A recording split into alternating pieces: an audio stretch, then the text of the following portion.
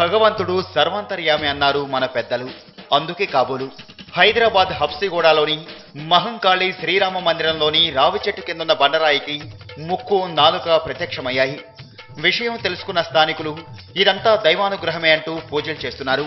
తమ గ్రామ దేవత కోరికలు తీర్చేందుకే ఈ రూపంలో ప్రత్యక్షమైందంటూ సంతోషం వ్యక్తం చేస్తున్నారు.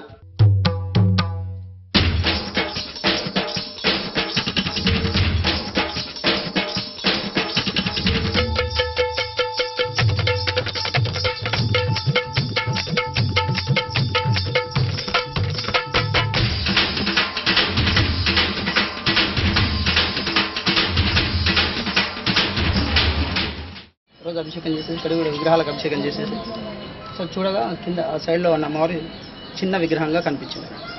ఈ విగ్రహం దీనికి అభిషేకం చేసుకుంటూ కూడా దానికి కూడా కొద్దిగా అభిషేకం చేస్తే అలంకారం చేసేవాళ్ళం.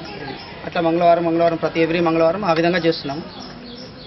ఈరోజు అభిషేకం చేసేసి అలంకారం చేసే లోపుగా అమ్మవారు అసలు విగ్రహ రూపం ఆకార రూపం మొత్తం ఈరోజు కనిపించి వచ్చే భక్తులు కూడా ఒక్కొక్కరు చెప్పేసి భక్తులందరూ కూడా రావడం అమ్మవారిని దర్శించుకోవడం.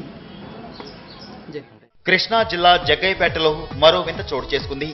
స్థానిక నాగసత్తమ్మ దేవాలయం దగ్గర ఓ నాగుపాము నృత్యం చేసింది. ఈ నృత్యం చూసిన భక్తులు పూనకంతో ఊగిపోయారు. దేవాలయాన్ని ప్రతిష్ఠించిన 3 రోజులకే పాము నృత్యం చేయడంతో ఇదంతా నాగసత్తమ్మ మహిమేనంటూ పూజలు చేస్తున్నారు.